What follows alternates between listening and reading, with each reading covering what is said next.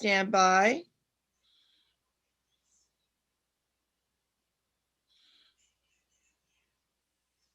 Eric, how is it going today? Oh, it's going along fine. How about with you?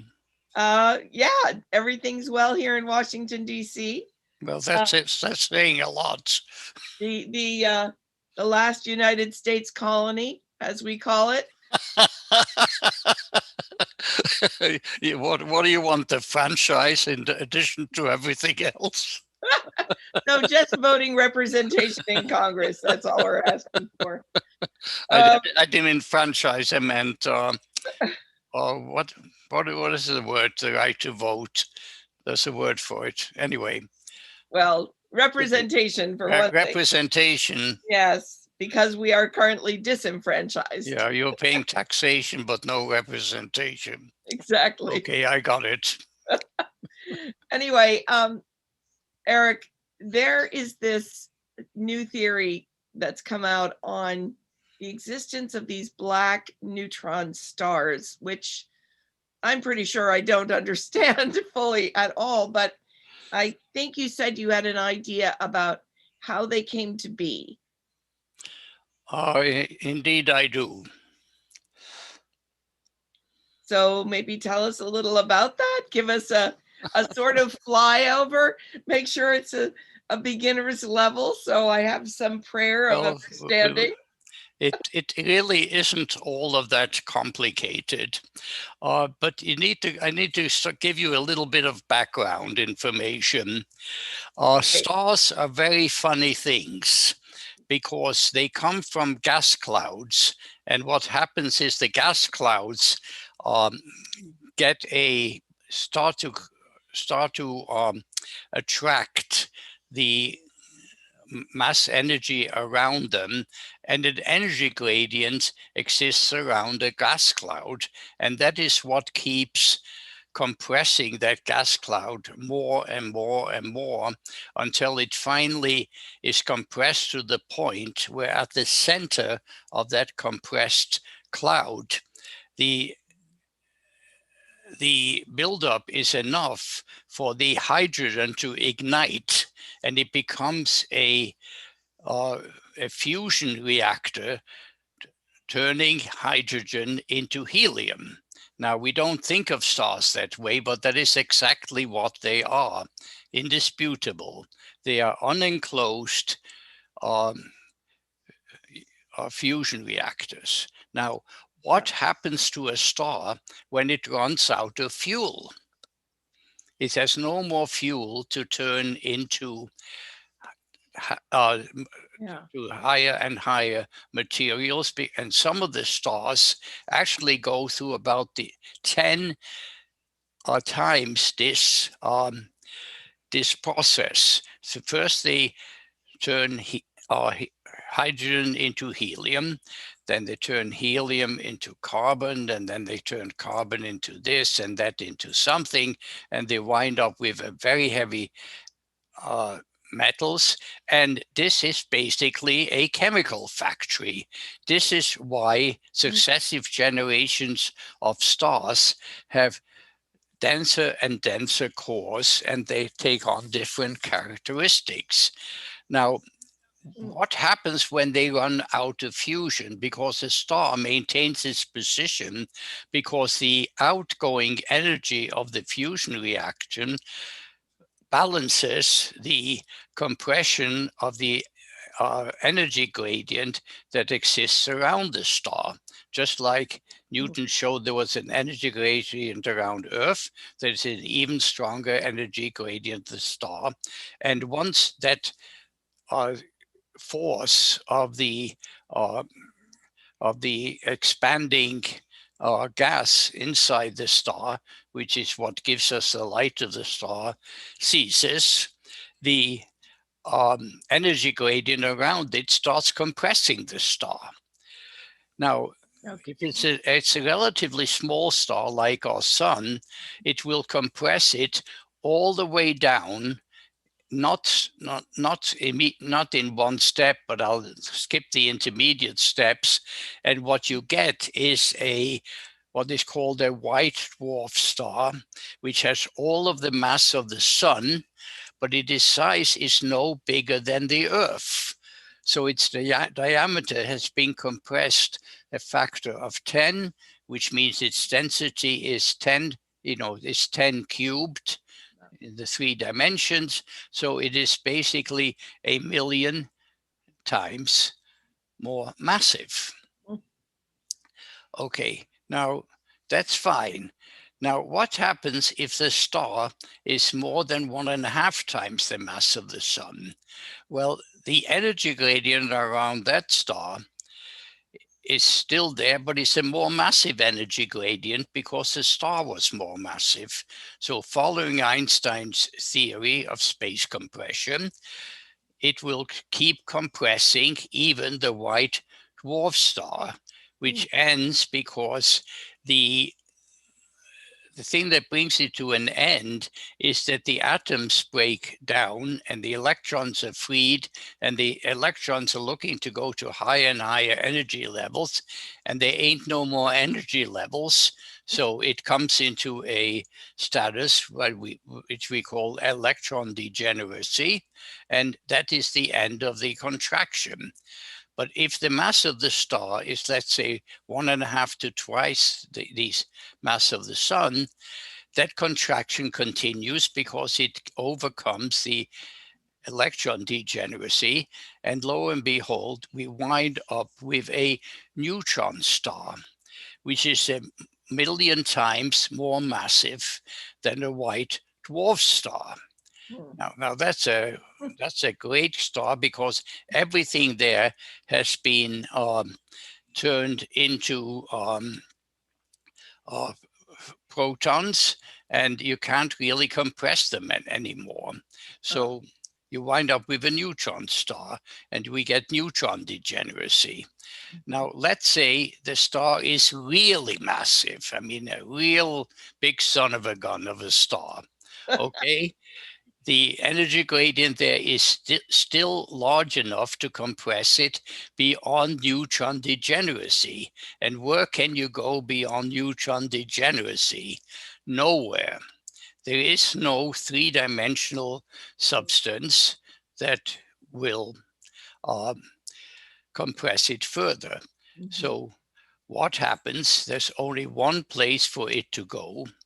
And this is where you have to basically break with the common theory about space being continuous, smooth thing, and accept the hypothesis that space is granular. Granular, right. And if the inside of the star is either granular in nature, those grains get compressed even further. And the only place they can go is that they can skip over the dimensionality gap and become Planck particles. In other words, tiny 6-dimensional particles. And if the compression keeps going, it'll build up into a black hole. Now, this is not the conventional theory, but this is the theory if you accept the premise that the interior of stars it's in fact granular. The space inside the stars are granular, and I won't go into all of this. But why is this important? Well, it is important because in a granular situation, there is something which turns out, if you use the Hawking radiation calculator, that there is a fixed relationship between the number of Planck masses that have been built up at the core of this budding black hole and the number of encircling mass cosmic nodes. Now, I'm not going to go into all of this theory, but it's true, and I called it the black hole equality. And the interesting thing is, given the black hole equality, we can explain exactly what is happening. What is happening is the Okay. star was massive, was too massive to remain a neutron star, and neutron degeneracy sets in. This is according to Pauli's exclusion principle and all of that stuff, which I'm going to skip over. Okay. And what happens is it starts to go into a black hole. But there's one huge difference. All of the other collapses of the stars are basically a simultaneous collapse. This is not, because it's only at the very center of the neutron star that this skipping of the dimensionality barrier of three-dimensional matter becoming six-dimensional Planck particles can take place. I mean, this is very much like when the sun first starts to beam, it starts at the very center where the fusion reaction takes place, and it slowly spreads over the whole star. Now, this thing is where the matter, the mass energy in the form of neutrons. By the way, I realized I made a mistake at one point. I called them protons. They're not, they're neutrons. Okay. But that's okay. It People doesn't will really figure it out. it Yeah. doesn't really change things any. Yeah. Uh, the it's not a continuous thing. It goes in stages, and as it goes in stages, the star is collapsing more and more. Now, if the star is massive enough, which most of the time it is, all of the neutrons will be put into the form of Planck masses, and you get a black hole in the conventional manner, not quite the conventional manner, but equivalent manner. But what happens if it is in this in-between range, which cosmologists know exists, but they have never found a star in that intermediate range, because they only discovered the black neutron star a few months ago. It's that recent. In fact, I had sort of finished the outline of the book, and I had to go back and write another chapter on this very very important instance. What happens is, if you look at the way the black hole builds up, which we can do using a granular model of the universe, what happens is that the number of cosmic nodes that go with the black hole starts out as a very small fraction, which means there are some cosmic nodes that used to have neutrons associated with them, which are basically free particles. We can call that truly empty space, in that it has no mass energy associated with it. So what you have is a budding black hole, and around it some some empty space, and around that neutrons that haven't yet converted into six-dimensional particles. Now, if the star is on the intermediate stage, it will come to an equilibrium position where the additional free space helps balance the compression forces of the gradient around the star. And the star will stay in that condition, and it will be a black hole that is an incomplete thing of with some free space with the remainder of the neutron star there. Okay. Now, it it all makes sense. If the thing is heavy enough, what happens is after a certain time, the number of neutrons that are associated with the black hole become larger and larger, and in fact becomes more than the number generated by the further collapse, and all of that empty space is actually converted into packed space that is packed as tightly as possible. So I'm not necessarily saying we can prove that it is this, but if we accept the fact that space, there's a paradigm shift, that we do not think of space as becoming continuous at a certain cosmic scale, but it stays as granular as it is at the smaller cosmic scale. And incidentally, nobody has yet figured out what the mechanism for something that is granular is to become continuous, but let's leave that one aside. But if we accept that, we can explain the black neutron star. Now, that is in some ways an astounding uh, result, but it is exactly consistent with the theory of what happens in a granular universe. And I Now, know that when you have a theory in science, what you're really looking for to test the theory is evidence that will disprove it. And mm-hmm. it's always interesting when some new discovery comes up, which rather than disproving it, actually supports it. It's your puzzle pieces being able to fit. Absolutely, you've put your finger on it, but it is basically, shall we say, there are two competing theories. There is the theory that the universe becomes smooth and continuous at a large enough scale. And I have proposed a paradigm shift that it doesn't. It stays just as granular as it was before. There is no real requirement for it to become smooth and continuous.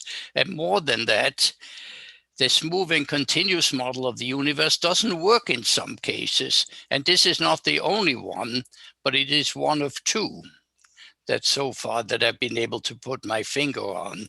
So it is exactly, you really have two competing theories. Nobody can prove it's smooth and continuous, and nobody can prove that it stays granular, but it's got to be one of the two. Now, are there things that can only be explained in the granular model and cannot be, so far at least, explained in a smooth and continuous model? This is one of them. I wasn't looking for this because I never knew existed until a few months ago, but I couldn't resist the temptation of going into it. And actually, I had already laid the groundwork for it, because there is something that I call a black hole equality, which says that there is a equality between the number of Planck masses at the core of a black hole, and the number of encompassing layers of sort of like concentric spheres, of cosmic nodes massing around it. Now, that only obviously occurs in a granular universe, and nobody has so far specified what the region between the singularity and the time horizon is. And I'm saying that it is basically compressed cosmic nodes that can be compressed no further, just like the mass associated with the neutrons cannot be compressed any further. It occurs at the same time. And the difference is that while all of the other conversions of stars from, say, the sun into white dwarfs, from white dwarfs into neutron, and from neutron towards a black hole. Okay. The first two phases are continuous. It happens all at the same time. The conversion into a black hole is not continuous. It happens over time, and it depends on the compression energy, which is compressing the star, being intense enough. If it is intense enough, we wind up with a black hole, just like the theory always said. But if it isn't intense enough, there is an intermediate range that could be determined by some bright graduate student, where it will become a black neutron star. And in fact, what I am saying is that every star in this transformation from a neutron star into a singularity goes to the intermediate step of being a black neutron star, which hasn't quite finished the conversion process. And if it's in this intermediate range of mass energy, which has been known to exist, it cannot, because the compression force is not large enough. Now, this is a big mouthful.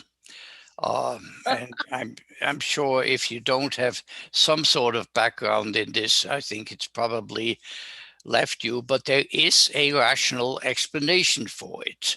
Now, there Well, may be other rational explanations, I don't know. yeah, it does help, I think, for me to start building that greater framework that I'm going to use as the context for whatever's coming in. So I think it's helpful. We'll find out, I guess. We will find out, and there are ways of finding out, because the mathematics for this is eminently doable. Oh, that'll be interesting. Oh, it's beyond the time I'm willing to try to put into it, and I'm not sure my mathematical skills are up to it in any way, but it is definitely doable. It can be shown mathematically that it is consistent, and it is, in fact, if validated, which I think it will be, a large piece of evidence that the universe is indeed not smooth and continuous at any scale, which in my opinion is illogical from the start, but that's only an opinion, but is of a granular structure. Now, this is not the only piece of evidence. There is at least one other piece of evidence which says the same thing in a totally different context. But that's for another day. That's for another day. Okay, well, mathematicians, if you're listening, let's see. Get your pencils out. Yes. Let us know how it works. Thanks so much, Eric. It's great to see you again. You're very welcome.